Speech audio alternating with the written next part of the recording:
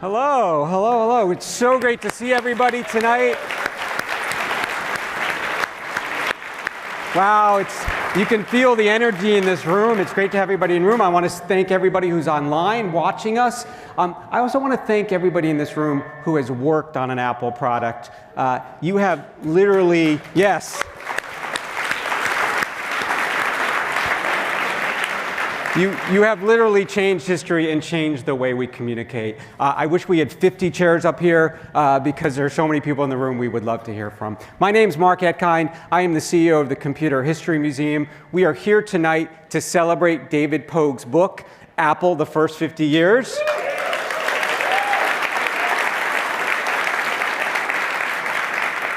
We're also here to celebrate CHM's initiative on Apple. We're launching a new exhibit. We're launching events like this, family days, demonstrations, and more.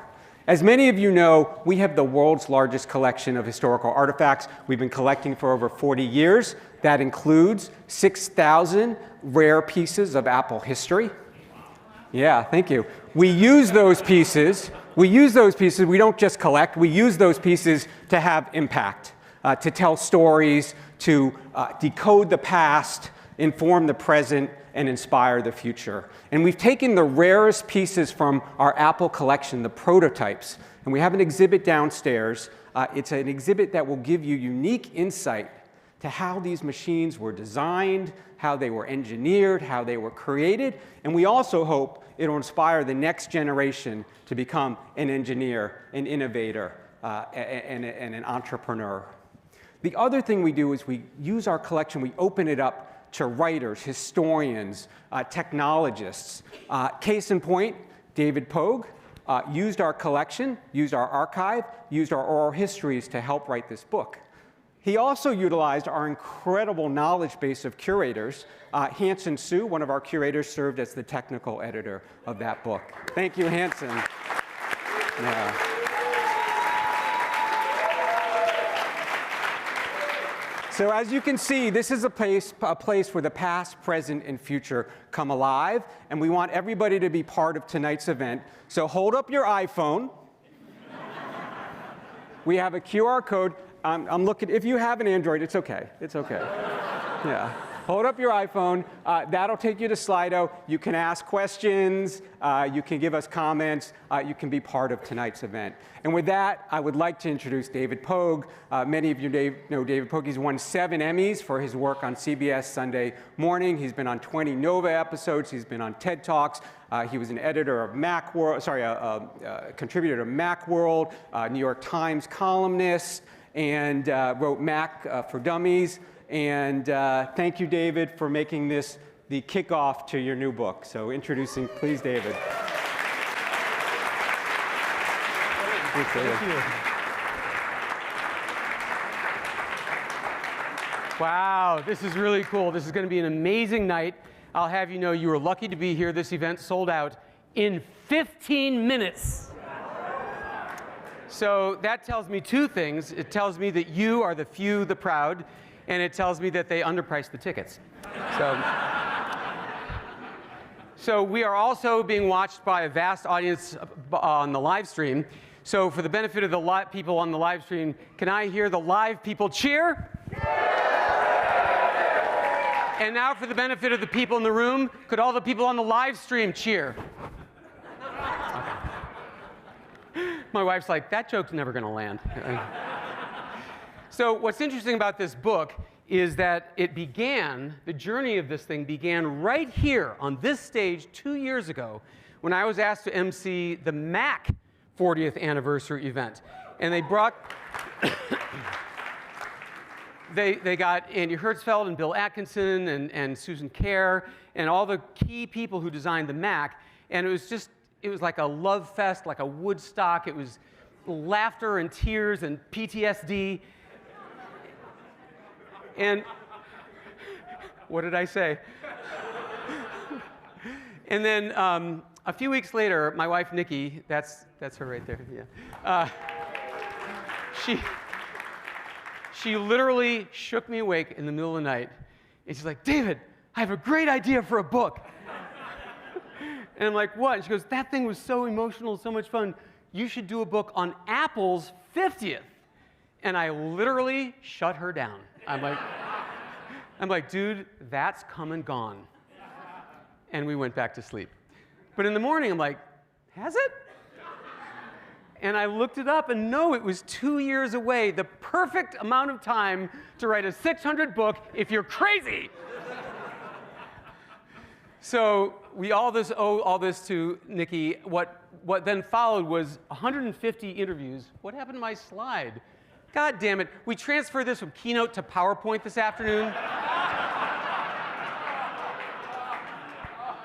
God damn it. Johnny Ive was up there. I can't win. They'll fix it in the edit. Anyway, oh, here they are. Oh, okay. Thank you, Microsoft.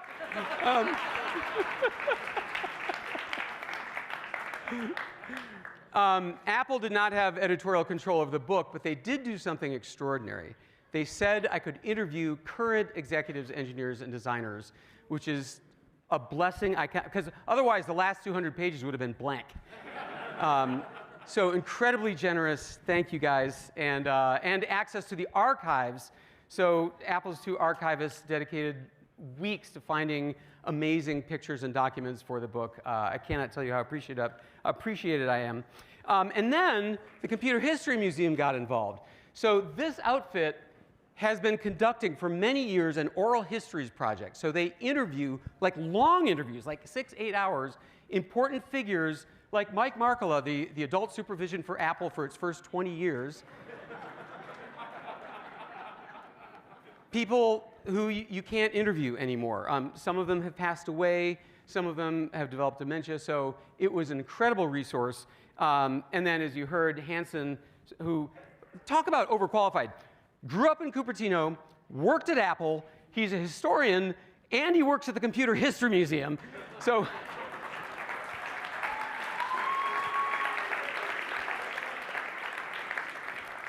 Hansen, and then also Hansen hooked me up. Like, oh, I can get you in touch with Bill Fernandez. Like, I can get you in touch. Like, he knows everybody. So a total gift. And the result is that.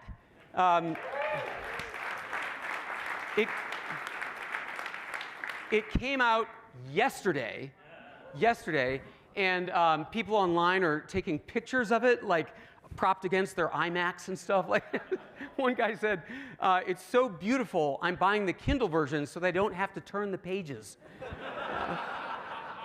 I highly recommend that idea.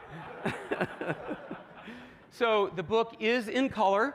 That is very expensive to do, as the publisher made expressly clear. But it's quite beautiful, and it'll be available for me to autograph downstairs later. But I'm not here to push books. So, Apple is one of the most successful, most profitable, most scrutinized companies in the history of the world. 2.5 billion people at this moment are carrying around Apple devices. That, if you're doing the math, is 31% of every man, woman, and child alive. If they were a country, they would be the biggest country in the world, bigger than China or India. They earn $1 million every 90 seconds, so next time you're feeling well paid. They're approaching a $4 trillion market capitalization. And it all started with these two Steves. Neither one of them could be with us tonight. Steve Wozniak has another thing, but we did interview him. I interviewed him at this museum a week and a half ago, and we're going to show you now an excerpt from that story. Whoops, sorry. No, don't look. Okay. You're going to play that video of Woz now, right?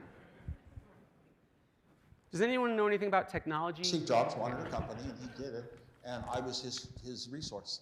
And I had the computer already done that was going to be all of Apple's revenues for the first 10 years of the company. The Apple III failed, the Lisa failed, I wasn't on these, and the Macintosh failed the hardest of all. But the Apple II kept bringing in the millions of dollars and putting us up the Fortune 100 and Fortune 20 list.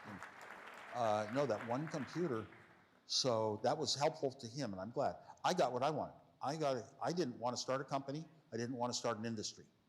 I wanted other engineers to look at my designs and say, he doesn't design normally. This is some kind of genius. I mean, I really had ways of using minimal parts so effectively. That's all I wanted. I wanted respect from engineers, and I've gotten that.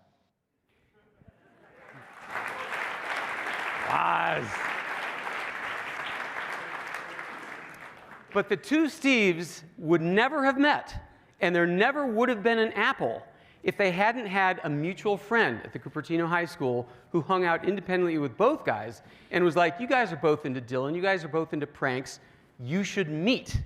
His name was Bill Fernandez. He became Apple employee number 4. His name is inscribed, oops, back to my slides, if you please. Should I just hold up flashcards for this? All right. Anyway, there's a really cool picture of...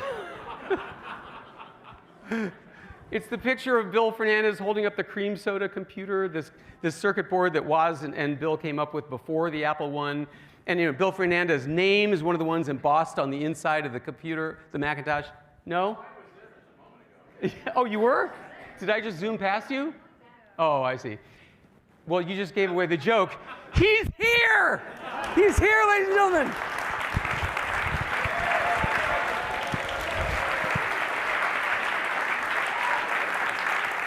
Bill Fernandez! Greetings. And the mic doesn't work. Yes, the mic worked earlier. Come on, you're going to stand over here, and I was going to stand over here. That's the way we rehearsed it, so we could look at the camera. We had the lights in our eyes. Yeah, come on. All right. So Get with the program here, Dave. Have I got it right? Because what I wrote in the book, I hope is correct. I haven't read the book yet, so I don't know if you got it right. I'm pretty sure it's right. You were mutual friends. Yes. And tell us about the actual day when you introduced Jobs to Woz. It was a night like no other night.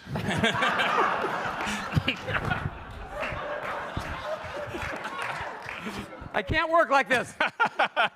I met Steve Jobs in junior high school, and I got him interested in electronics, and we started going back and forth to each other's garages doing electronics projects. And we were over at each other's houses so often that my mom considers Steve Jobs her 5th son. Okay? And she's known for that. I moved into the house I lived in when I was 5, and across the street, the Wozniaks moved into the same house. It was a new tract that was built for Lockheed engineers. His father was a Lockheed engineer. But he was 4 years ahead of me, so we were never childhood friends. It wasn't until high school that I started doing electronics projects with Woz, and but he didn't have a garage he could work in, so he had to come over and work in my garage, and that's where we built the cream soda computer one summer. Okay, so I had an electronics buddy, and then right next to Woz's house was Mr. Taylor's house. And Mr. Taylor had an electronic surplus store, and when he closed the store, he moved his stock into his garage. And I had no money, being just a kid, so I would do gardening in his front yard, and we had a little log, and I would collect hours, and every now and then when I needed parts for a project, I'd go over to Mr. Taylor's house, and we'd consult the log, and he'd tell me how many hours, the parts I wanted were worth. Okay, and that's one of my sources of parts. So, Jobs bicycled over to my house one day so we could hang out. I needed parts, so we went across the street to Mr. Taylor's house. Woz next door was out on the street washing his car, and I said, well, here are 2 electronics buddies. They'd probably like to know each other. And so instead of going to Mr. Taylor's house, I turned left and said, hey, Woz. Well, we didn't say Woz in those days. They were both Steve. They weren't Woz until they were both working in the same building at Apple years later. But at that point, it was just Steve. So Steve, I've got a friend named Steve here you might like to meet. And that's the story. Wow.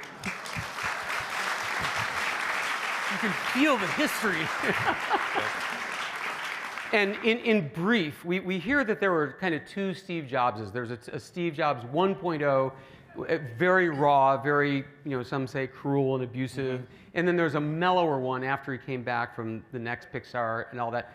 What was he like when you knew him, like middle school, high school? Well, in those days, we were just clueless kids. Seriously. Huh.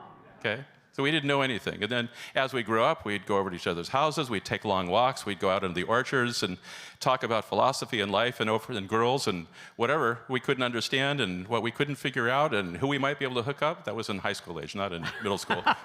Okay, and stuff. So at that point, we were just clueless kids trying to figure things out. Well, I want to apologize to your mother. Last week, CBS Sunday Morning and I came to film an interview with Woz in the very spot where you and She noticed that. Yes! She had a friend across the street call her and say, you know, there are people videotaping up in your driveway. Did you Yes. know about that? And she Yes. didn't. Yes, I know she noticed because she came out and yelled at us. But you could feel the history. I don't mean your mom. I mean the house. Yeah. Anyway, Bill Fernandez, ladies and gentlemen. Thank you, man. This is so awesome.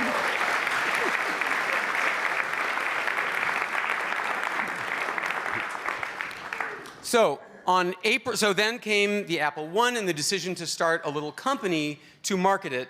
And on April 1st, 1976, almost exactly 50 years ago, they signed a partnership agreement. And that's the actual signatures. However, there's something wrong with that photo because there was, in fact, a third founder. There was.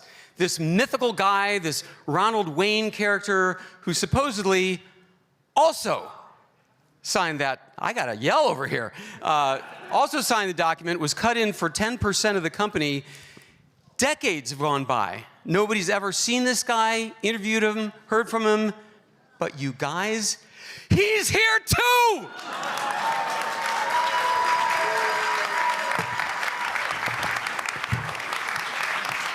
Ronald Wayne is here! Thank you for joining us, man. Here, I'll just give you this and you can hold it. Thank you very much for having me here. I much appreciate the opportunity. Have I told it right so far? You have told it absolutely correct. Can you hold the mic a little closer? There we go. Can you tell us about why the two Steves needed your help? It began when Jobs and I were working at Atari. And he came to me one time. Should I give you the whole story? Shortened version. At one point in time, I was involved in slot machines and I was involved in the gaming industry. I actually created the first fully electronic slot machine qualified by the Nevada State Gaming Control Board. Okay, thank you. That's better. All right. I'm not used to this. But you said Woz was concerned about who would own his work at Apple because he was still working at HP. That's correct. Well, Woz was very proprietary about the circuits that he designed. And he knew that he had to turn over a full ownership or title to whatever he created to the ownership of the company. And no matter what Jobs tried to do, he couldn't dissuade him from that. Jobs had many talents, but a diplomat was never one of them.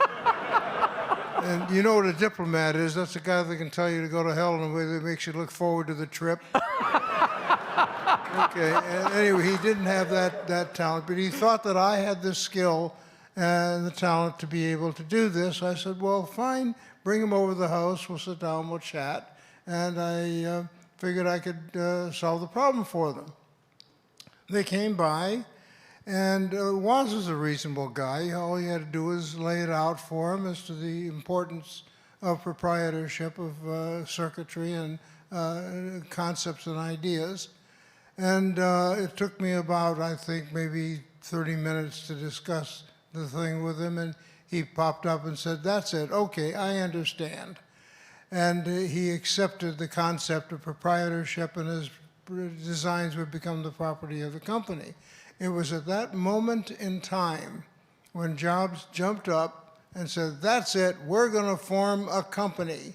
And he and Woz would have 45%, and then knocked me off my pins. He said Ron Wayne is going to have 10% as tiebreaker in case he had any disputes in the future. I said, okay, fine, that's the plan. So I marched him into my office and sat down to my IBM Selectric typewriter, and I typed out 3 copies of a 3-page partnership agreement. And Jobs and Wozniak had never seen anything like that, where somebody who was not an attorney would sit down and write down a complete partnership agreement. You're going to knock his eyes off with a stick as he's watching this. Anyway, that was the beginning, the origin of the Apple empire. Wow.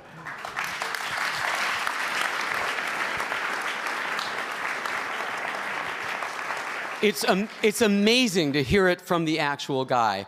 But if your book is correct, and by the way, he's got his book here too, 12 days later, you changed your mind about getting involved with these two scruffy guys. That is true because the situation evolved where we had this order, or they had gotten this order from the Byte Shop, and they were going to produce 50 machines for the Byte Shop, and in order to do that, you had to buy a lot of parts. And the parts that they committed to was a commitment for $15,000. And this is 50 years ago. It would be the equivalent of about $100,000 today. And the problem was that this was a partnership, not a corporation, which meant that we were equally and severally liable. And if the whole thing came unglued, Jobs and Woz didn't have two nickels to rub together. So who were they going to come after, obviously? And I didn't feel that I could stand the risk of such a disaster. I mean, I could have lost everything. Yeah. So I decided to slip away. That was essentially, that was what that is. But I actually never sold my 10%. What? I actually never sold my 10%. He's worth $350 billion! The story that's been floating around for decades about $800 for sale, you know, that I had sold for $800, that was totally inaccurate. It was a fact that when I had my name taken off the contract for economic purposes, because I was scared witless, to tell you the truth, the agent at the office said, well, you got to have some sort of number on this, and suggested $800. I said, if that's what it takes, let's go ahead and do that. But what happened actually, as far as the $800 was concerned, was that at least I think it was about 2 months after I'd separated myself from the enterprise, I got an envelope in the mail from Jobs, containing no letter, no note, no explanation, nothing, just a check for $800. And to be candid, I thought it was a tip. And a cheap one at that, for the work that I had done, because I had done quite a bit. I'd created the Newton logo, which was the first. Yeah, here. Oh, that's That was Apple's first logo. Ron waved at it. Yeah.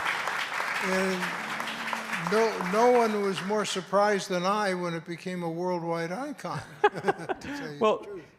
so in your book, you mentioned that probably the #1 question people ask you is, do you regret having left the partnership? Well, actually, you know the reasons why I left, okay? Yeah. But it was purely protective, all right? It was a matter of getting out from under a debt that I couldn't endure. That makes sense. Yeah. And in the book you said, but I've never starved. No. In brief, what are you working on now? What am I working on now? Thank you for asking. As a matter of fact, my associate, Mr. Charles Steger, and I have developed a computer system that will run on 30% less power and will run not only faster than any other computer in the world, it'll run faster than any other computer possibly could run. And that is what we're developing today. Well, thank you for joining us, Ronald. Thank you. So good. Ronald Wayne. He is here. All right, so our first onstage guest is the one and only person who has been at Apple for the entire 50 years. As an added blessing, he has a steel trap memory like you would not believe. He is a natural explainer to book authors like me because he spent years writing documentation for Apple. He became my best friend for questions in writing the book. He was so generous with his time. Like, I kept interviewing people, and they're like, and then we were in the Bub campus, and then we were in City Center. I'm like, what is that? Is that far away? I don't get it.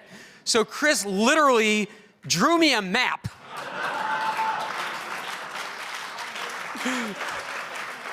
And if you open this book when you get your copy, I took that. It's a 2-page spread that looks like that. I stole his idea. Oh, I don't need this anymore. Ladies and gentlemen, he is here tonight, Chris Espinosa.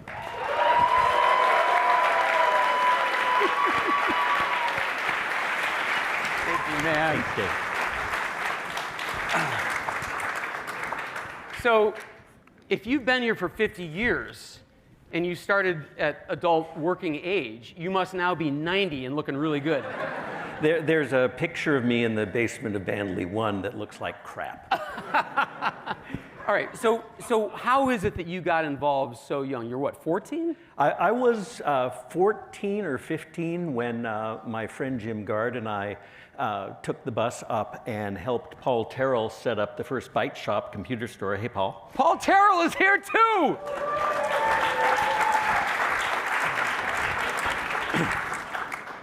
And then one of the things that we saw in that and the other Byte shops were the flyers for the Homebrew Computer Club. And I managed to persuade my mother to drive us up there on, the odd Wednesday evening so that we could sit in this room full of weirdos while she sat in a Ford Gran Torino station wagon in the parking lot for 3 hours. And she got tired of that pretty quickly and said, is there somebody who lives near you who could drive you to these? She was fairly comfortable with it at that point. And the person who lived closest to me was Steve Wozniak. And he was already giving Randy Wigington, hey, Randy. Is Randy here? Randy is here. Oh my God, everybody come to the stage, everybody. And so Woz drove me and Randy, because Randy had gone to summer school with me at Homestead High School where Woz had gone, and I was at Homestead. And we'd drive up to Homestead, drive up to Homebrew, and then come back, and we'd sit in the Denny's or the Bob's Big Boy, and Randy would put sugar in the salt shakers, and Woz would leave tips under inverted glasses of water, and we'd write software for the Apple II. Wow. And what was the relationship between you and Woz? Was he like, this is my resource? He was just a kid with other kids. Woz, I am amazed by Woz at how he has maintained his childlike attitude for 50 years. He's just a big kid and he loves it. And he was just so comfortable hanging around a bunch of teenagers, teaching us everything we knew. I didn't know, and that clip really explains a lot. See, I didn't know anything about electronics till I met Woz. And so I learned everything I knew from him. And I had no idea that it was weird. And that it would absolutely ruin me. And so when I wrote the Apple II reference manual, I had no idea that that was not how normal computer design worked. When I spoke to you at Apple Park, again, thank you, Apple, for letting me speak to people who are still working there. I asked you, what were you like as a 14-year-old? I was probably insufferable, a lot of us were. I was hyper-focused on the things that I really wanted to do.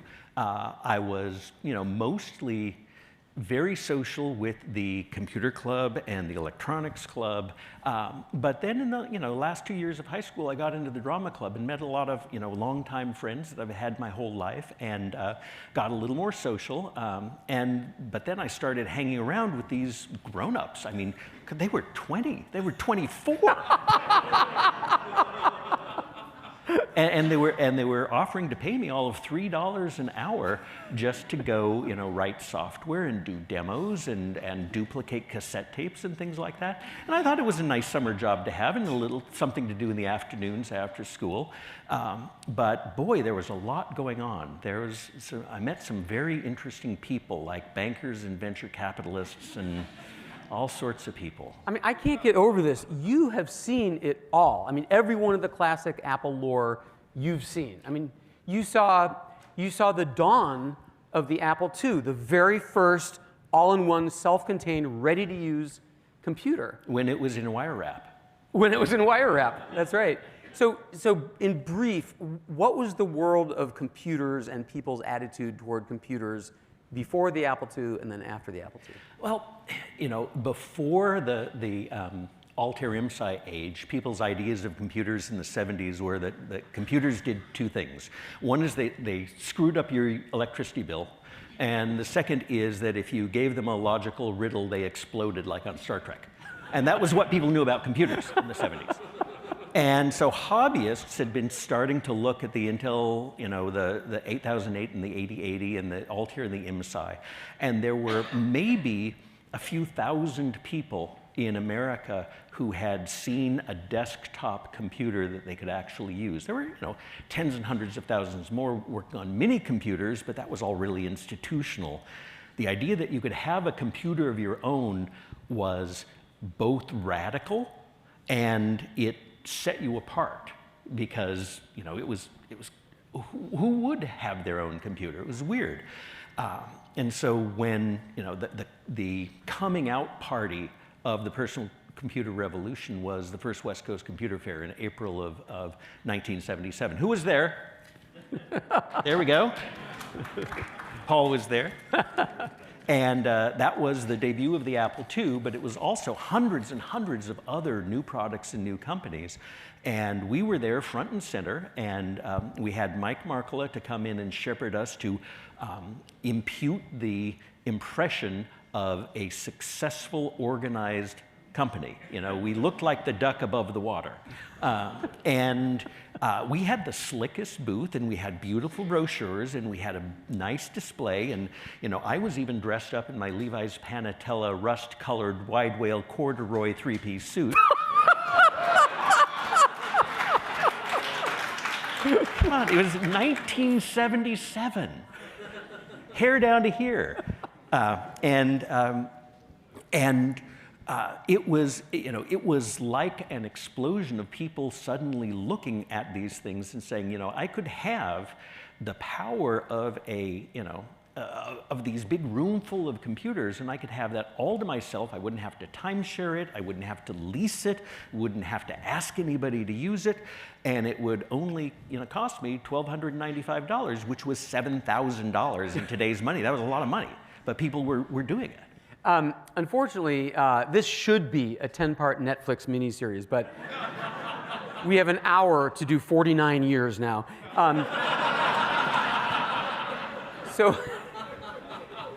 So as I understand it, the Apple II was a huge hit, and it literally sustained Apple for the next 10 years as they tried to come up with its successor, several of which failed. So what was the idea behind the Apple III? And give that incredible description of the heat problems that you gave me with the pins. Okay. Sorry, Wendell.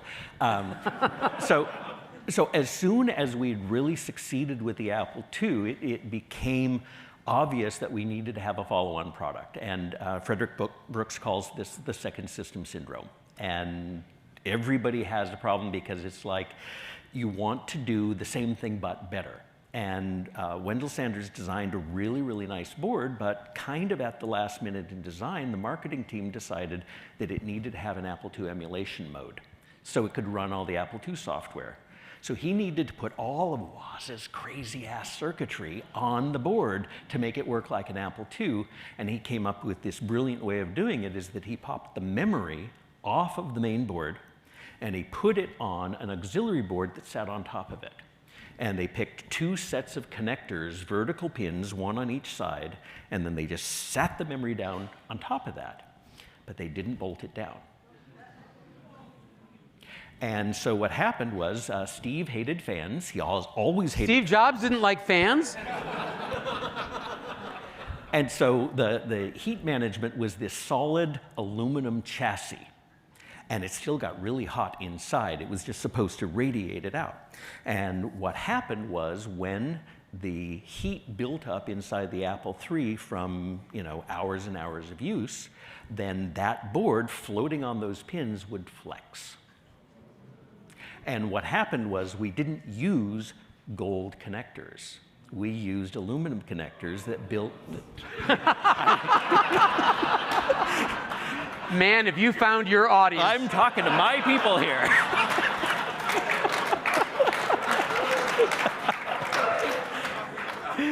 And what builds up on pins? I don't belong here. And so the pins would oxidize, and they had higher resistance, and then you'd have a more attenuation on the memory clock circuitry, and you'd lose access to memory, and the computer would crash. And the solution to this was to reseat the board, and since you didn't want to open up the case, what you did was you lifted the lip of the computer off 3 to 5 inches. This was an officially documented service technique. And you dropped it again.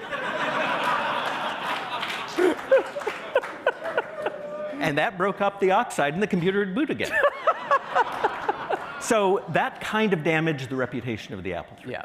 So I had heard this story about the advice to the dealers to drop the computer on the desk to reseat the pins.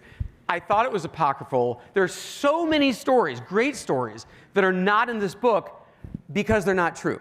So this story about Steve Jobs wanted the iPod small as possible, and so they brought him the prototype, and he dropped it in the fish tank, and he saw air bubbles. He's like, see that? There's still space in there. Make it smaller. Not true. What a great story. Not true. And I thought this story was not true. It's too good to be true. And Hansen got me the oral history of Wendell Sander. Yep. And he said it. Yep. So it's true. It's true. Okay, so then came the famous trip to visit Xerox PARC. If you want to see that whole segment, go to YouTube and watch the Mac at 40 panel. Incredible. And you were there for all of this. You were seeing how the Lisa developed a graphic interface, mouse, overlapping windows, menus, right? There it is. I was there in fits and starts because I was going to college trying to get a college degree because I didn't think that my career would go anywhere without graduating. I know, but it would have made a better story if you were there the whole time. That's true. That's true. Yeah. But it's not true. That's not true. It's not true. All right. No. The thing is that the Macintosh was the product of 3 people. It was the product of Mike Markkula, who wanted to sell an inexpensive home all-in-one computer. And you know what? Mike was right. Okay? What saved us with the iMac was an inexpensive all-in-one home computer. And that's what Mike wanted to do in 1979. He managed to convince Jeff Raskin, and Jeff started working on finding resources to work on it, and Jeff found this guy in the Apple II repair line who had learned, as I did, all of Woz's weird circuitry and amazing hardware technology from having to repair the Apple IIs that didn't make it through manufacturing. This is Burl Smith. Burl Smith. And so the triumvirate of Mike Markkula with the idea of who it was for, and Jeff Raskin for how it would work, and Burl Smith for how it would be designed, they came up with the core concept of the Macintosh well before the trip to Xerox PARC. Xerox PARC added the graphic user interface and the ease of use. But the form factor and the target was those 3 guys. Wow. And so then Jobs, who was pushed off the Lisa project for reasons of volatility and personality, right? He kind of found the Macintosh project and said, this is more like it, I'm taking this over. Generally, yeah. That's what my book says. Yes.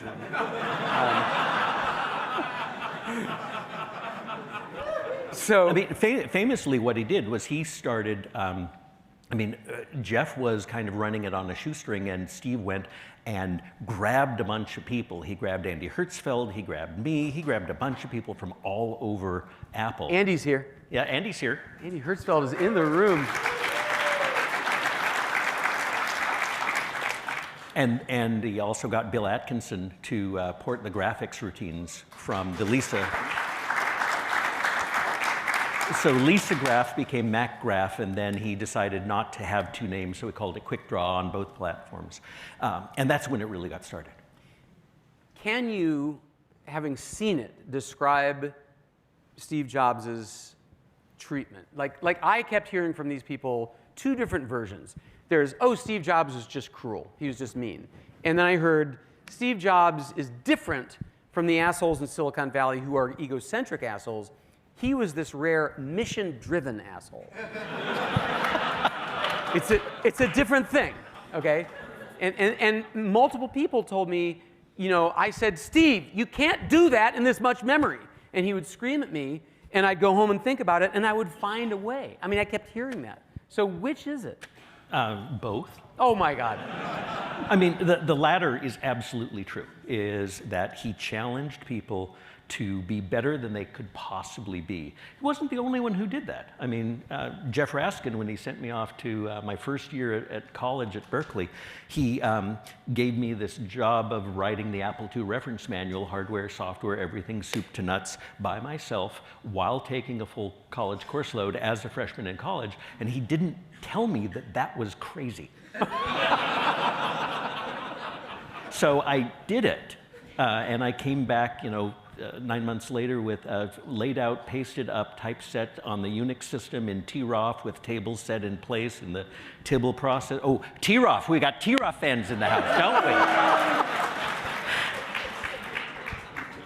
we? Who are you people? And so, you know, Steve wasn't unusual in that challenge, but he was more abrasive about it, but he also commanded I think more loyalty and, you know, more of a sense of gratification at the success from that. But he could also be, you know, especially back then, he could be, you know, sneakily or, you know, badly cruel.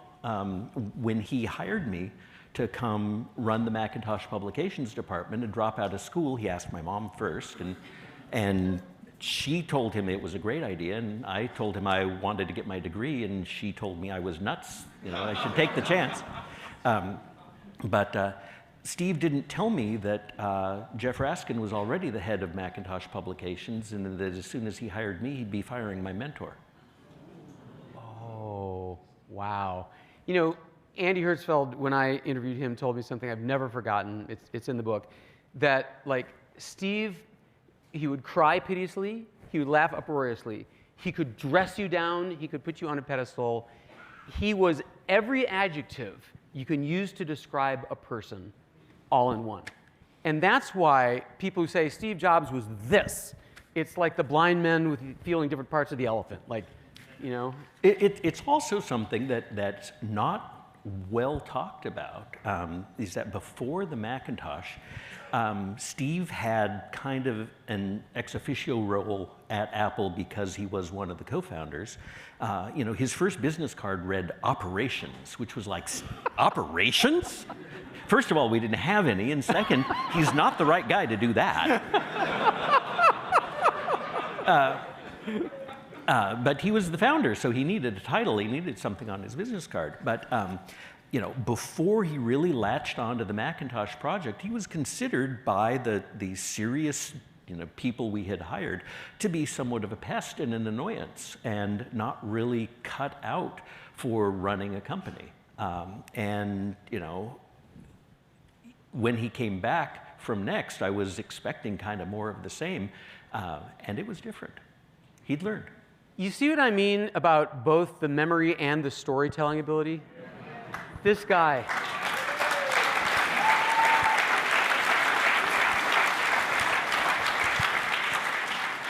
We have another guest. We have Apple's second CEO. He was there from 1983 to 1993, taking Apple from $1 billion of revenue to $8 billion. He oversaw the transition to RISC chips on the Macintosh. He launched the PowerBooks. He took Apple's valuation from $600 million to nearly $6 billion. He oversaw the release of the 10 millionth Mac, and he's here with us now. John Sculley is here.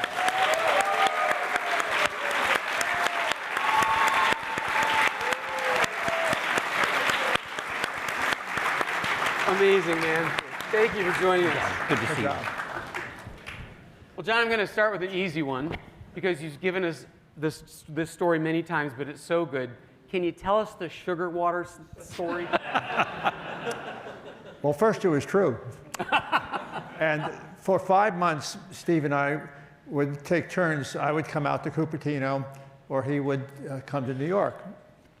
And the whole point of it was getting to know each other, because I was coming from a totally different industry. And in fact, I'd never even heard of Silicon Valley until I got a call from a headhunter saying, there's this company called Apple out there, and they're looking for a CEO. And I said, well, I don't know anything about computers. And they said, well, that's not what they want you for. They want you to come in and help grow the company. And so that's how the whole thing started. So after 5 months, I would take Steve Jobs when he would come to New York sometimes to things that I knew he knew nothing about, to see how he could kind of respond to things. So I took him to the Metropolitan Museum of Art, and I showed him the 4th century BC sculptures, and he found everything interesting, because Steve was very aesthetic. He liked beautiful things, and so that impressed him. But I wanted to see how he reacted to things he didn't know anything about.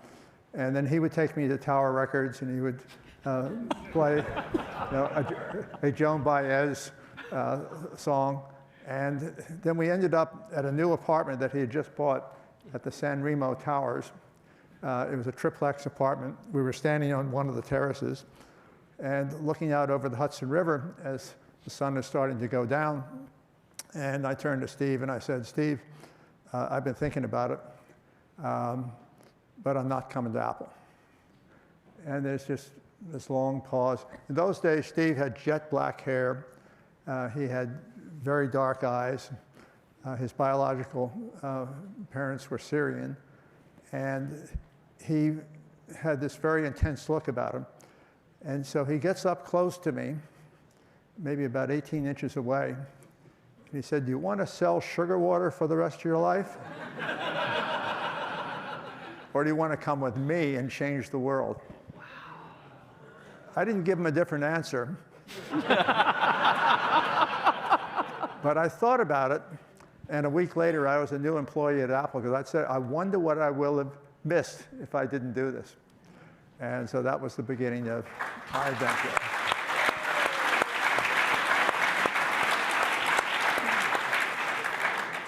So when you arrived in Cupertino, and by the way, isn't that crazy? 50 years, Apple's never moved more than 2 miles from its first office.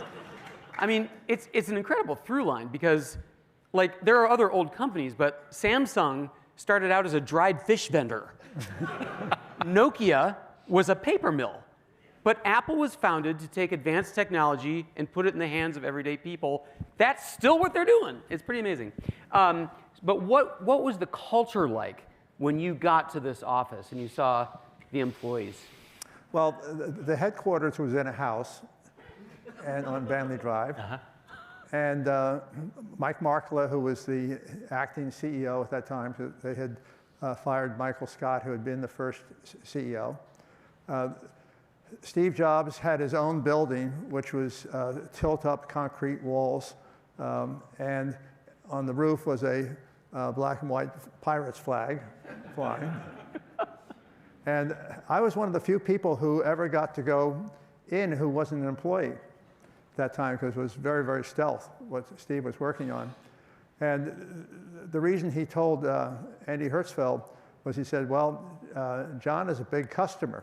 It turned out to be true, because in 1980, I had been in Santa Monica, and I saw this new store opening up called the Computer Store. And I walked in and I looked at it. I said, well, what is this? And it was an Apple II, a dot matrix printer. By that time, Woz had invented the floppy disk drive. And I said, gee, this is really interesting. I never can get the bottlers, I was working at Pepsi, to send their sales figures in on time. And with these little discs, they could send it in every week, and I could let them earn off the price of the computer if they sent it in every week. So I went out and bought 550 of them.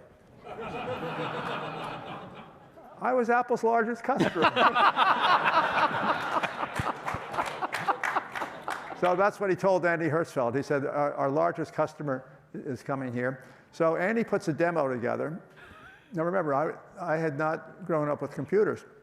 So I go see this bench top with a cathode ray tube, and here's these dancing Pepsi cans. and Andy has this big grin on his face. And I'm thinking to myself, so what's the big deal? But that was one of the first examples of animation. And as all of you know, Andy Hertzfeld has always been a brilliant coder and innovator, and everyone who's been around Andy always admires him. But that was my first introduction to the Macintosh. Wow. And in your book, you say that for the first couple of years, you and Steve had an incredible bond. Yeah. Even though you were older and from a totally different culture. Here's why. Steve wanted Apple to be Macintosh and Lisa. He didn't want to be bothered with this thing called the Apple II. So the Apple II group was sent off to the Triangle building, 2.5 miles away on 280. And when I arrived there, I said, that's the Apple II, and that's the entire revenue of our company and profits. So I decided that I would move my office to the Triangle building. And I worked with Paul Daly, who was running it at the time. And on my first day in that office, in comes Steve Wozniak, because Woz had been in an airplane accident. He was learning how to fly. He'd been gone for, how long was he gone for? About a year. Yeah, about a year, yeah. So this was his first day back. And Woz and I really bonded. In fact, Woz and Janet and Diane, my wife, and I get together several times a year. I was just out here in January, flew out for 8 hours and back to Florida because I wanted to see Woz when he was getting a humanitarian award. Right. And Woz is just a wonderful human being. And I'm sorry he couldn't be here. I know he has another speaking engagement, but that was a real joy to start a friendship with Woz back in those days. The movies that have made about Apple and Steve Jobs, both of you have been portrayed. How'd they do?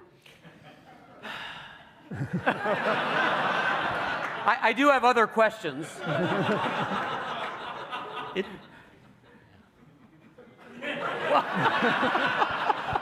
All right. Well, let's put it this way. I know this is painful, but all the movies depict this boardroom showdown with Steve and you. So what was the disagreement about? The disagreement about was 1985. Steve had introduced the Macintosh Office. And this was a big deal for Steve because it was going to be a laser writer and a Macintosh. The problem was that Steve was not an engineer. And he didn't take seriously something called Moore's Law. And that the power of the microprocessor that was in the first Mac was just not powerful enough to raster the screen. I mean, you'd look at the screen and you could see it rastering the image going down. And when you wanted to print on a laser writer, how long did it take to print a page? The mechanism was about 6 seconds per page. Yeah. 10 pages a minute. So people didn't take the product seriously, and they thought it was a toy. And it drove Steve crazy, because he thought it was the most beautiful computer that had ever been built. He was convinced of that. So he came to me and he said, well, it's all your fault. I said, okay. I said, okay, can you explain that to me? He said, yes. He said, you made me price the Macintosh too high. And Steve said, you remember you wanted to have all this marketing? You wanted to come out with a bang and we had no revenue? That's how you got the higher price. He said, well, I'm the chairman of the board you may be CEO, but I'm the co-founder of the company. And he said, I'm ordering you to cut the marketing on the Apple II so I can lower the price of the Mac. And I said, Steve, you and I can't make that decision alone. We've got to go to the board. Remember, the Apple II was the 100% of the profits of the company. And by best optimistic expectations, we were 4 years away from seeing any profit from the Macintosh. And Steve was sure it was going to be a lot of money, but it's still going to be 4 years away. So we went to the board. And the board listened to Steve, and they listened to me. And then they turned to Mike Markle and said, Mike, will you go off, talk to anyone you want to? Mike was a very smart guy. He was very wise, too, and respected. And so Mike went around and talked to anybody he wanted to. And then he was asked to go back and not report to me, not report to Steve, but go back and report to the board without either of us in the room, which he did. And then Steve and I were invited in. And I remember Arthur Rock, who was sort of the lead director, said, Steve, this is ridiculous. He said, you are not an operator. You should not be running this division. And that's a totally irresponsible decision. And he said, I want you to know that as a director, I am furious at what you're doing. And so that was the beginning of how Steve left. So Steve was never fired, but he was demoted. And he stepped off being the head of the Macintosh division, and John Louis Gasset stepped in. And Gasset opened the Mac, Yeah. the SE, the Mac II, something Jobs never wanted to do. Didn't want to add slots, didn't want expandability. Yeah. And the Mac II saved us, because actually the Lisa that was not successful commercially had a real operating system. And so the operating system that Gasset worked on was called System 7, and System 7 ended up to be a multitasking operating system. And what really happened at that time, the first 2 years when I was running the Apple II division with Paul Daly, and I recruited just a terrific guy, Bill Campbell, from New York. And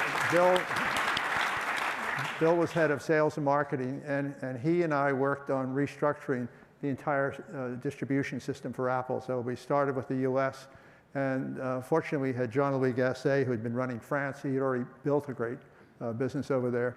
But then we had Del Yoakum, who went and built Apple Japan, and some other really talented people. And we spent the first couple of years just getting a much more professional distribution system, better dealers, better business models, and all of those things. That I understood, because I came from that world. In the meantime, we started to say, so what is this company going to be? Because Steve always had brilliant ideas, no question about Steve's conceptual brilliance, but he never would always test it with the hard reality of engineering, because he wasn't an engineer. So the one thing we started to think about after Steve left was, we said, we have to stand for something in a big way. We solved the Macintosh Office problem just by putting in a faster processor a year later. It wasn't that complicated. And Steve would have known that if he'd still been there. But what we really did was we said, we've got to stand for something as a brand. And the things we decided to stand for was, no one has taken on the visibility of what you can do with a computer. The ability to have a creative machine. So I remember a young guy named Rob Campbell from a company called Forethought came to meet with me one day. And he said, John, I'd like to show you something. And I said, okay, what is it? He boots up a Mac, and I look at it. And I said, wow, that's amazing. What do you call it? He said, I call it PowerPoint. And so that was the thing that we said, yeah, let's make the vision of Apple, Macintosh, to be just incredibly great things that you can do with creative talent. And so we had Illustrator, and we had Photoshop, and we had PageMaker, and we had, but the best of all was PowerPoint.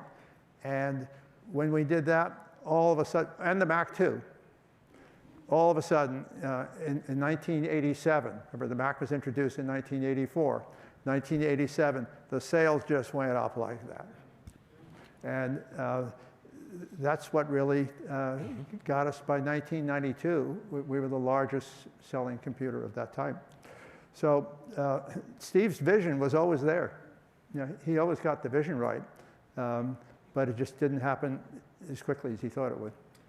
You also oversaw the creation of the Newton and the PowerBooks. The Mac Portable was not really portable. And you had the head of design during your era was this guy, Robert Bruner. Yes. Ring a bell? Sure He's does. here tonight!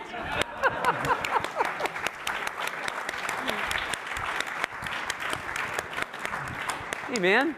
Hello. Thank you for showing up. So you're like the Johnny Ive before Johnny Ive. Yeah, when I went to Johnny's birthday party, his 50th birthday party, some of the designers referred to me as the Godfather, which I actually. All right, so what was the state of design, which Apple is now known for, when you got there? Well, when I joined the company, I was working as a consultant. I was designing products for Apple and doing studies, and there I was contacted by a recruiter, which was weird because I was working for Apple, and they hired a recruiter to contact me and said, we want to bring in a new head of design. And this was at the tail end of the Frog era, the Hartmut Esslinger Frog era. And what I heard was they're looking for a new superstar, right? And so I thought, well, great, yeah, this is great. And so I went down and talked to people, and soon I figured out that I was not the superstar, right? They had gone out and recruited Giorgetto Guajaro, Ital Design, to be this new superstar. And what they wanted me to do was do two things: manage Guajaro and manage Jean-Louis. Oh. Because Jean-Louis was really difficult around design, and somehow they felt like my calm demeanor could probably help in that situation. So I promptly declined. I said, I'm a designer. I'm not going to come in here to sort of manage other people. That's not what I am. That's not what I want to do. And 3 months went by, and they came back and said, no, we want you. So what do you want? And I was pretty young and naive. I didn't say like a boatload of cash and a trainload of stock or anything. I said, if any company could build a world-class design studio, it would be Apple. So if you want to do that, I'm into that. And they said, let's do that. And that's basically how the ID Studio was born. So I spent the next 5 years figuring that out and how to make that work. And, yeah, so sounded like, watch out what you ask for. So one of my favorite stories that you told me, can you guys find the slide of the 1990 laptops with my laptops used to look like this. Huh? Yeah. So they did have trackballs, but they were hanging off the side where the flight attendant cart would smash it off. Yeah. You pretty much, yeah, and if you had a Mac Portable, as you mentioned before, it was like the size of a Singer sewing machine. You could only use it in first class and hope the trackball wasn't on the aisle side. Right. and notice that the keyboard is up against the front edge of the machine as it had been on the Mac Portable. Yeah. And now tell me the John Krakauer story. This is so cool. Well, and face the camera. Where's the camera? So, yeah. So when I joined the company, it was on the heels of the Mac Portable, and about that time, Compaq had come out with the LTE, which was, arguably a book-sized computer, albeit an encyclopedia, but it was still a book. And so here we were with this sewing machine, and there was an intense time pressure. Like, okay, we have to catch up, right?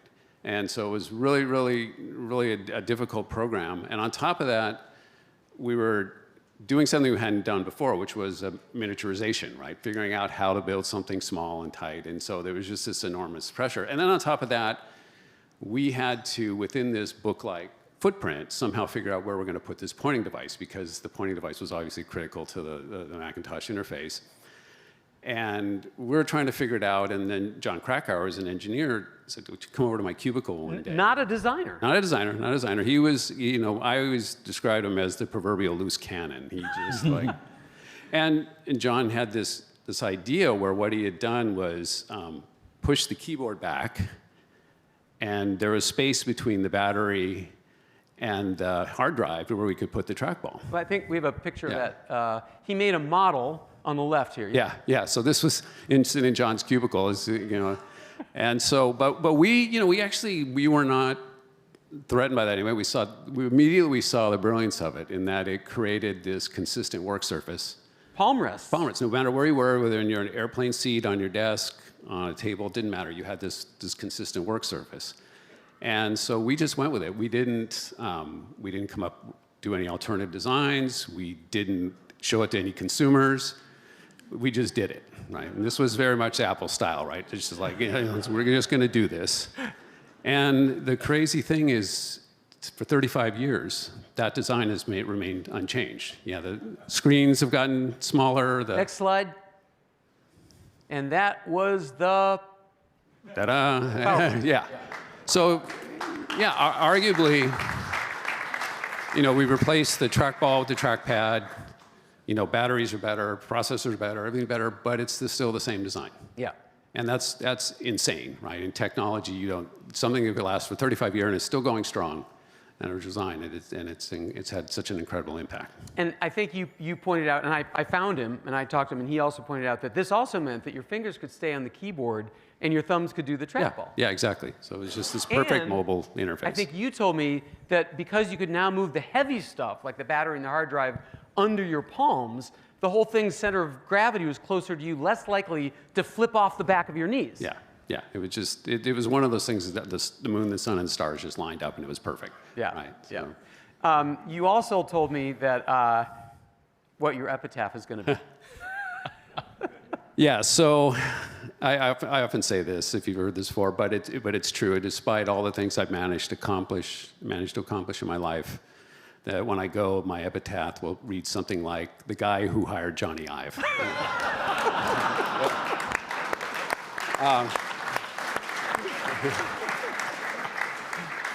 Which is true. But actually, I've decided to change that. Another story, when I helped start a company called Beats by Dr. Dre.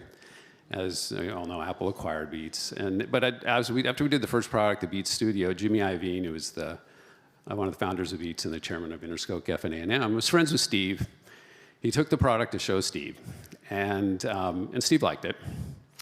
And this was, Jimmy relayed this to me later, and Jimmy asked Steve, "What did you think of the job that Robert did while he was at Apple?" His answer was, "He didn't do too badly." And, you know, which I took as a compliment, so that's what's going on my tombstone. He didn't do too badly. It's so great.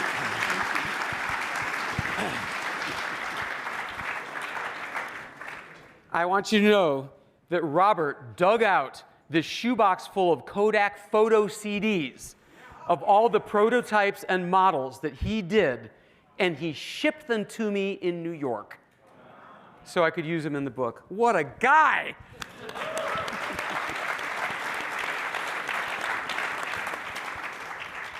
So, John, then after 10 years, you left. What caused your departure? I was fired. Why? The numbers were amazing. The Macintosh was flying. Well, there was a lot of disagreement among the executive staff about what Apple should do, because when the 386 processor came out from Intel, when Windows 3.1 came out, it could basically do everything the Mac did. And yet, our product cost a lot more money to make. And you had people up and down, the coast of China who were willing to work with lower margins, and it just was going to be overwhelming. So then there was a contingent of people who wanted to turn Apple into a software licensing company on the same model that Microsoft had. And I thought it was the dumbest idea I'd ever heard. And the reason is that I knew Jim Cannavino well, who ran the IBM PC, and he had tried to come out and compete with Microsoft. And when he came out with a product with a IBM operating system in it, he needed applications. Well, Bill Gates was a pretty smart guy. And Bill priced the operating system for Windows at $11 a copy. And he sold the apps for $360. And OS2, as this was called at IBM, had no apps. So it ended up a $4 billion write-off. And then I heard that, I won't name the names, but people in Apple on the executive staff who were convinced that we should go and do exactly the same thing. I said, it's the dumbest idea I've ever heard. And I refused to back it. And that was one of the reasons that I got fired. Wow. Well, after you left, if we can go to my slides, I'm going to blow through these. We're talking about the transitional era, the dark times, when Apple began to sink into duplication and fiefdoms. Can we go to the slides? Oh, no, not him. Not him. That's a surprise. Let me go back. It's a surprise, too. Well, anyway, there were by 1996, there were 50 Mac models. Remember the Performa 6115 CD? And nobody could tell them apart. There were 12 ad campaigns. Apple had been through 3 CEOs in 5 years. My favorite story is the one Phil Schiller told me, that at one point, 2 Apple lawyers showed up in trademark court to sue each other. So it was a kind of a mess. And John referenced the fact that the Macintosh had never really had a modern operating system. It did not have memory protection. It didn't have a kernel. And so Gil Amelio bought Next and brought Steve Jobs back to Apple. I could draw this faster. OK. That was this incredible keynote. You got to watch it on YouTube, where Gil Amelio's teleprompter failed. So he just rambled for 3 hours. And Jobs was waiting backstage, and you can see that he was not pleased. No, you're going forward. I'm trying to go backwards. And there we go. Anyway, so Jobs immediately sat down and said, these 50 Macs are going. We're going to focus on 4 products. We're getting rid of all the ad campaigns. We're going to focus on one. It was the Here's to the Crazy Ones ad. And if you can believe it, a company 6 weeks from bankruptcy turned a $45 million profit 1 year later. Greatest turnaround in corporate history. Now, this is not working at all. Oh, no, that's the wrong thing. Anyway, there's the quadrant. Those are the 4 products he was going to work on. So Jobs brought with him some brilliant engineers, 300 brilliant engineers from Next, along with some incredible executives. And one of them we have here tonight. He, at Carnegie Mellon, came up with a mock kernel, which Jobs really wanted for Next. Next sought this guy, hired him to come to Next, and later came over to take over software for Apple. And the work that he did is now beating in every Macintosh, iPhone, iPad, and Apple Watch in the world. It's Avie Tevanian.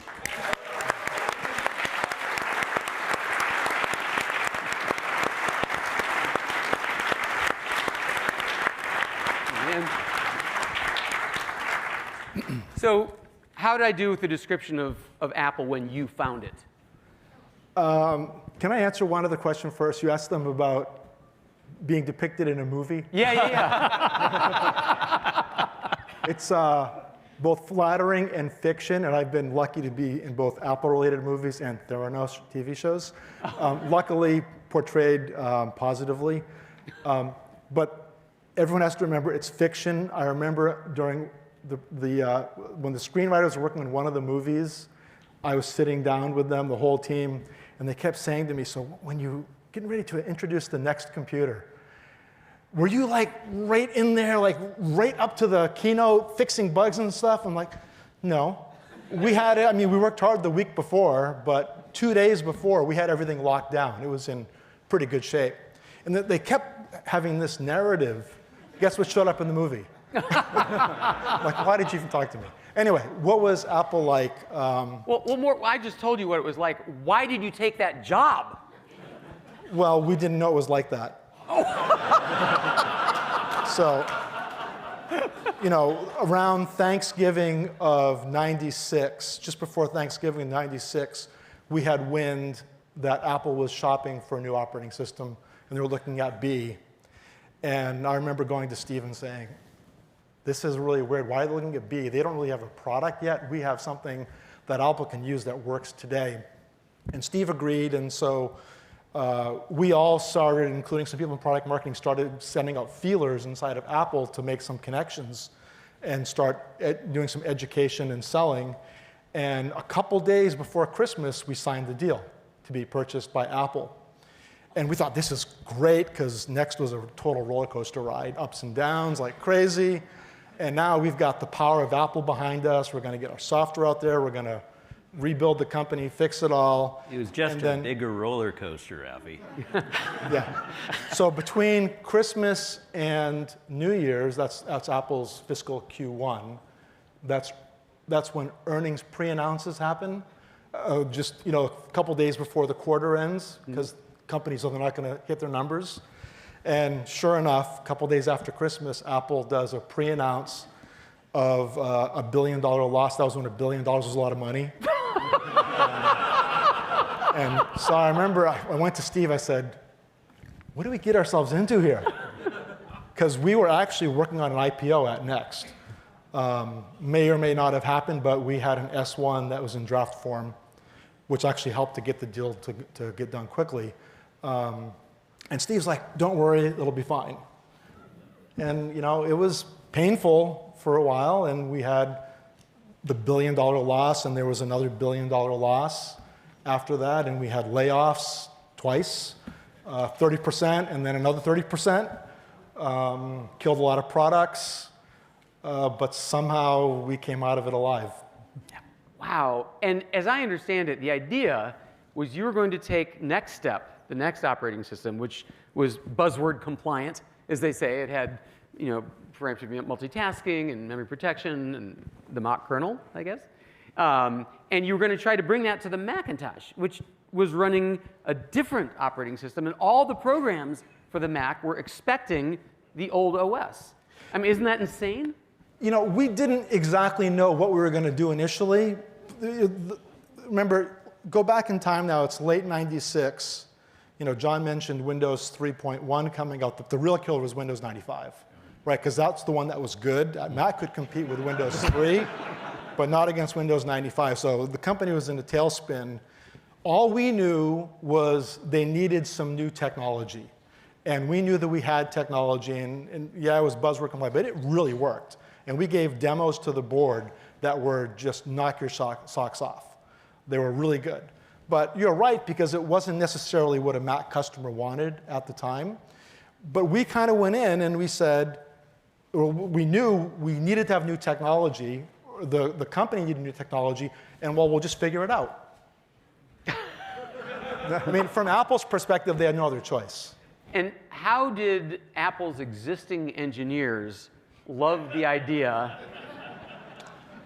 It was mixed. You know, there were people on the deal team who were very positive on the acquisition and then immediately turned negative on the technology and the people coming in. It was kind of bizarre. And there were other people who had their pet project that they wanted to keep going. And I like to say Apple was full of an incredible number of super smart people all going in different directions. And if we do a little bit of simple math, if you do vector arithmetic of these two lines, you get a point, which is nothing, right? And that's what was coming out of Apple. You had really smart people going in opposite directions, getting nothing done. And the fact that we were laying off people at times gave us an excuse to get rid of some people that were not helping. And we had to let go some really smart people who just couldn't get with the program, if you will. But we had, we'd have to sit people down and we'd have to say, your idea is sound, but it's not what we're going to do. And either you do what we're going to do, or you should leave the company. And I would have people literally come to my office, very senior engineers, very well respected throughout the company, and say, I don't think that's right. I don't believe we should do that. I'm like, this is what we're doing. If you don't think this is right, go talk to Steve. And they would go talk to Steve, and Steve would say the same thing. Because Steve and I were very much aligned, which was we had to be. And sometimes they would quit. Sometimes they'd say, OK, I get it. I don't necessarily agree, but I can see how it might work, so I'm going to do it. And you had this great line when we were talking about Mac OS 10, like things work differently. And people inside and outside Apple would say, but that's not how we've always done it. And you said? Well, there's a couple things about that, but I think what you're getting at is the 2% market share. Yeah. Perfect example was like with Apple Talk. Yeah. And I said, OK, we have Apple Talk. It works fine for what it does, but we have to move everything to TCP/IP. And that did not go well inside the company or with customers. But I knew from being outside of Apple that the whole world was going TCP/IP. And Apple had a TCP/IP stack, but it didn't even own it, which is the craziest of all things. By the way, when I killed that, people thought I was nuts. But I said, look, we can keep investing in Apple Talk and keep our customers happy, and we can keep our 2%. Maybe we'll get down to 1.9%. But if you want to go after the other 98%, you've got to integrate TCP/IP. Well, then I said, well, Apple Talk is way easier to use than TCP/IP. OK, fair point. So now your job is to make TCP/IP as easy to use as Apple Talk. And you know what? Because the company had so many good people, there were already people in the company working on that. It's just that no one was listening to them. Because IP, the company didn't have its own IP stack. So they could get nowhere. What I don't understand is, I mean, you guys attempted, you and John Rubinstein and Jobs and the team tried to do something so big and so ambitious in so little time. Like, did you all think it would work? Did you all think that would save the company? I mean, you were doing a brain transplant on a computer platform while it's still beating. You know, there was a time when I went to Steve and I said, this is so hard. And it wasn't even just the technology, it was dealing with the people. That was the hardest part. And I said, I don't know if I can keep doing this. And this was like within a year in the job. And in his typical way, he's like, you know, this company is worth saving. We just got to put our heads down. Let's just get it done. And, you know, I was young then. I could work 24 hours a day almost. And you know, I could tell people what I thought and expect them to follow the line and everything else. And we just powered through it. And little by little, I guess we'd already been used to 9 years of ups and downs at NEC. So a few setbacks, you know, who cares, right? It was no big deal. Right. But we were just used to that, and it kind of worked out. You know, Jaws, Greg Joswiak told me in the history of Apple, everything before 1997 doesn't really count. And I think this is the case in point, because Jobs met Johnny Ive, who's on the verge of quitting. And then can we find the slides of Johnny and Steve and everything? Yeah, and then next slide. And then they came up with these. And John Rubinstein couldn't be here tonight, your hardware colleague, but he did make us a video that talked about the creation of these two devices. John, are you there?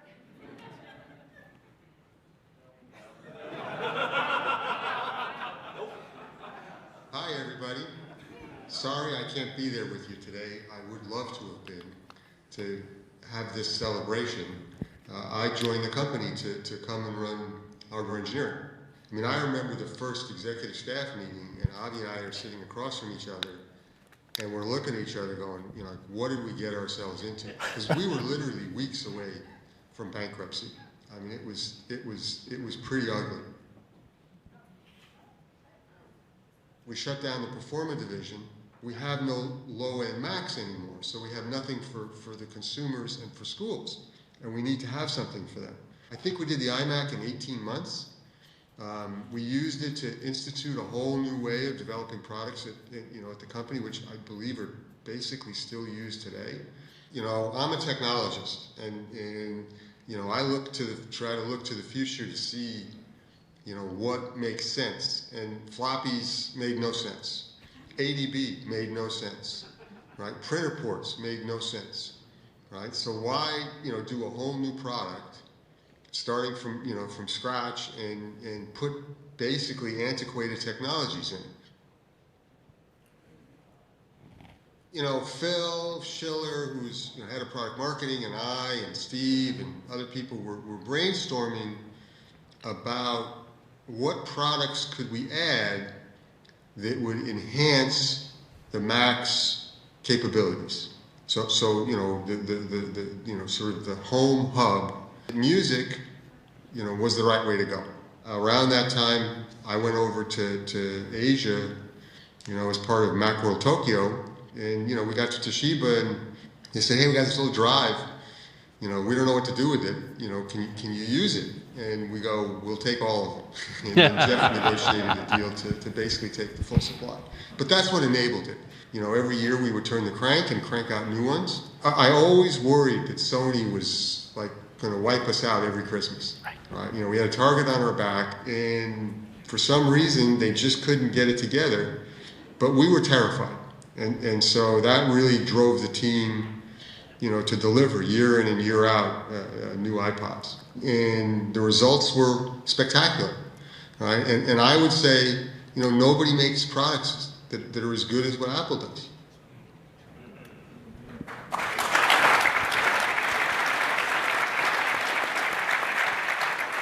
So, greatest turnaround in corporate history. You and Steve, basically, roughly every 3 years, there's another mind-blowing new platform. iMac, iPod, iPhone, iPad. Do we have the video of Steve unveiling the iPhone? So, 3 things: a widescreen iPod with touch controls, a revolutionary mobile phone, and a breakthrough internet communications device. An iPod, a phone, and an internet communicator. An iPod, a phone. Are you getting it? These are not 3 separate devices. This is one device. And we are calling it iPhone. Today, Apple is going to reinvent the phone. And a lot more than the phone. I mean, the calling is the one thing nobody uses.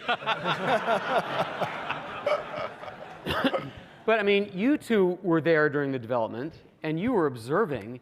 Did anyone, inside or outside, ever think, "Oh man, this is going to change everything"? No. No. We knew it was going to be really good, though. I mean, I've got 2 stories about the iPhone. The first was that hello, Donna, I was a loyal Trio 650 user. And I really, really loved it. And I used it on the terrible packet radio, PCS, which you pioneered and got us I used it to distraction when the kids were playing in the park, and my wife Carol would sneer at me and say, "You've always got your nose in that thing."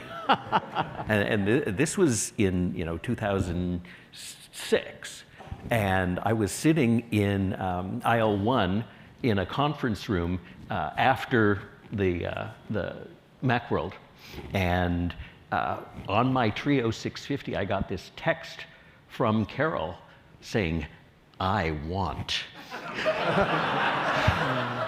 That was my first clue that it was going to be a big seller.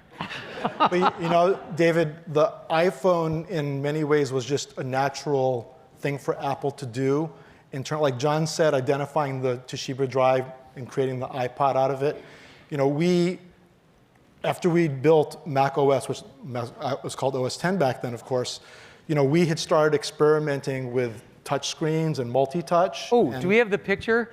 Apple gave me an incredible picture of the Skunkworks team who'd taken a carpal tunnel syndrome touchpad, this thing, mounted a projector above it, covered it with a sheet of paper, and projected the Mac desktop on it to experiment with using a Mac that you could do multi-touch on. Well, so we actually even built tablets that did multi-touch. I had one in my office in Cupertino, and it was useless. It ran Mac OS, but it was useless because this was before we had Wi-Fi. And so you couldn't really do anything with it. And so we kind of just shelved it, and we'd worked on other things in Mac OS 10 that I remember we had one of our UI meetings, we would do it once a week with Steve, where we invented these things called widgets, and I said, oh my God, someday if I ever do a phone, the interface is going to look like that. And so, you know, then we developed Wi-Fi, and then the ARM processor got to the point where it supported virtual memory, so we could actually credibly port basically the OS 10 stack to it. And in the meantime, there was this company doing really well called BlackBerry, Research in Motion. And I remember going to some meeting somewhere and seeing someone with a BlackBerry, and I didn't have one. I had nothing. He was like reading his email. That's really cool. So I got one. I set up a BlackBerry Enterprise server in my office. It's only Windows-based server in the whole company. And then, you know, a couple guys in product marketing said, can you put me on your server? I want to try this. So I was like IT for the company for BlackBerry. And so we just kind of learned about it. And then, so we had, you know, an ARM processor we could port to. We had a great technology stack. We had this multi-touch experimentation with all this visual stuff and fluid motion and everything else. And it just turned into an iPhone. Wow. We have 1 minute left to cover the next 15 years. But the Tim era, right? So the Tim era, I think that the common view is that the cadence of a new blockbuster platform every 3 years died with Steve, right? There has not been an iPhone level thing. But there's this other philosophy that no other company, nobody's come up with a thing as blockbuster as the iPhone. So is it that, you know, this every 3 year cadence thing died with Steve, or is it that the world moved into software and services, which is exactly where Tim has taken the company? So I don't want to litigate is there a new platform every 3 years or not, or every 5 years or whatever, because there are things that people could say that's a new innovation, that's really cool, and other people may dismiss them. But to me, the most important thing for Apple has been, it's like, you know, when you and your friend are getting chased by a bear, just be the fastest. So long as you can do all these things better than the competition, right, that's really the most important thing that matters. And I think through all those years, right up to today, Apple's been able to run faster than their friends, or enemies, as the case may be, and not be the one eaten by the bear. And to me, that's the high order bit for can you be successful or not. And one more question for all three of you. One thing that I have been thinking of for the last 2 years working on this book is, are there through lines? Are there philosophies, directions, principles that the two Steves started in 1976 that never changed?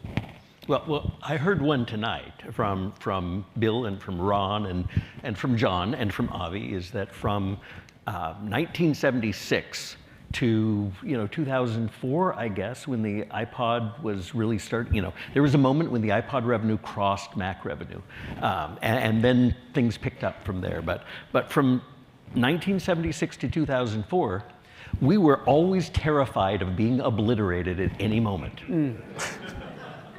And that's a through line. And Andy Grove famously said that only the paranoid survive. We were not paranoid. A lot of the Apple arrogance, which is what we were labeled with for decades, the arrogance came out of both pride in workmanship and Woz's feeling that we don't do things the way everybody else does, and that uniqueness, coupled with the realization that we could be gone any minute. Well, there was one phrase And it really became a first principle for Apple that Steve had, which was no compromises. And that was a principle I think is still there today. Apple doesn't compromise. Other people compromise. Apple doesn't compromise. I will second that. Myra Haggerty,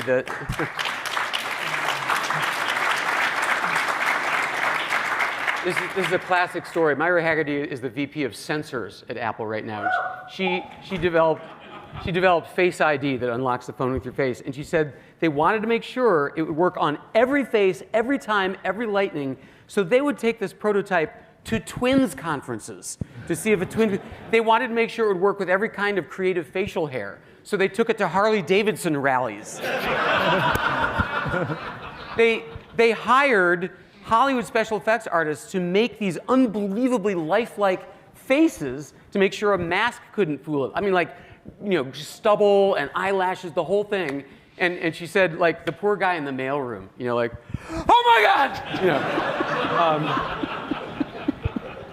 But like, those are extremes. That's somebody going like 50 miles beyond the Call of Duty.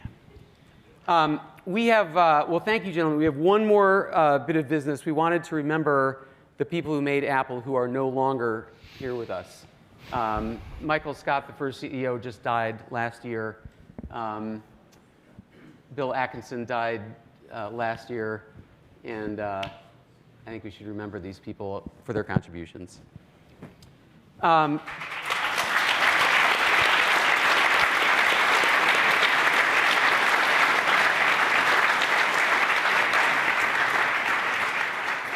Gentlemen on the stage, in the audience, all of you online, let's hear it. Thank you for coming. This has been an amazing recounting of an amazing story.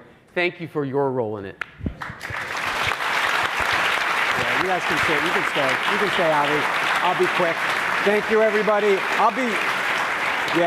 We can all stand and give them a standing ovation, but I'm going to be really quick. I do want to thank Chris, John, Avie. I want to thank our people in the audience, Ron, Robert, and Bill. I want to give a huge thank you to David Pogue. Let's give a huge thank you. Yeah.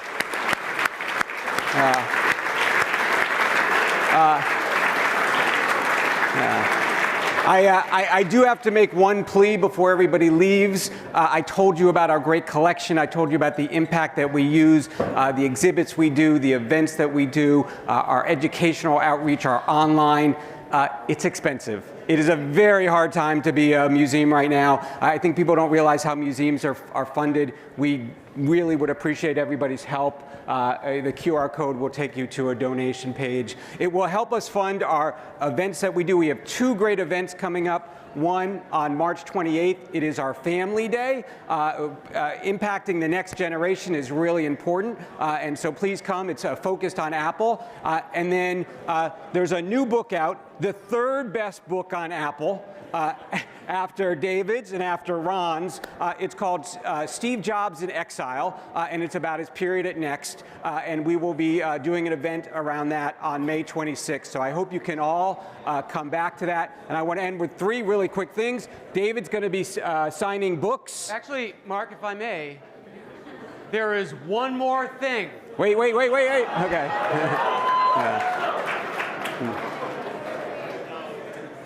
As you know, I used to be a Broadway conductor. Yeah. And I have a side hobby of writing parody lyrics to old songs. And I've written one just for tonight, never before performed. You may be seated. It might seem crazy what I'm about to say. Apple at 50, almost to the day.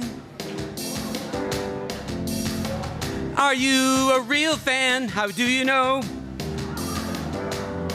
I got news, there are certain clues, baby, here we go. Clap along if you feel machines should be made with hearts.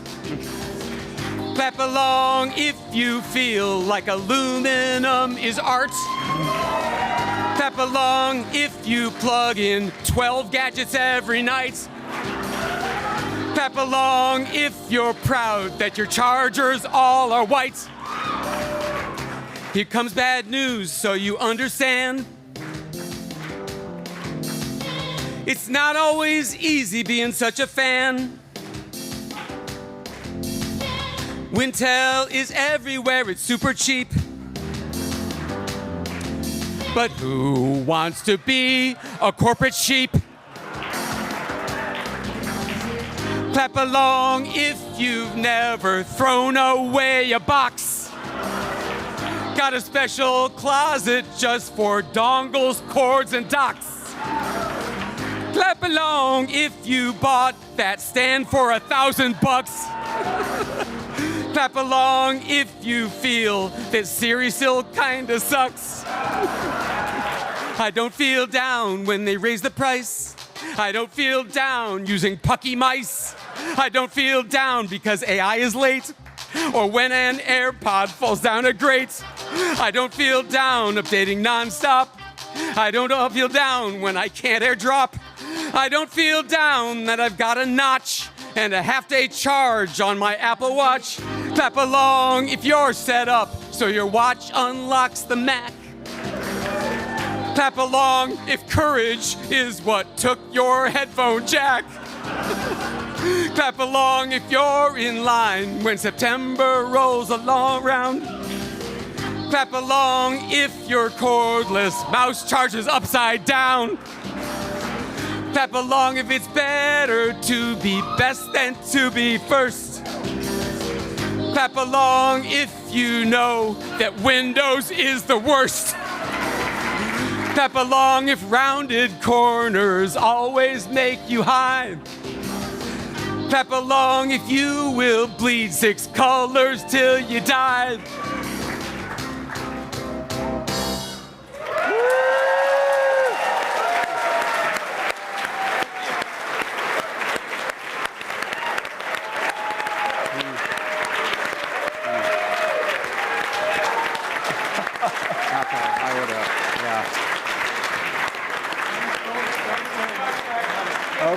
Okay. All set? Yeah. Thank you very much. Thank you much. Hey, if you were an Apple alumni or work for Apple, we want to get a photo of everybody on stage. So please. They're not going to fit. They're not going to fit. We're gonna. No. Everybody here is Apple. Hello, Joy. Hello. How are you? Thank you. Thank you. I really appreciate this. Thank you so much. Yeah. Okay. Oh, thank you. I was looking forward to seeing you. Make it happen. We're such a crowd. Okay. Well, we'll try.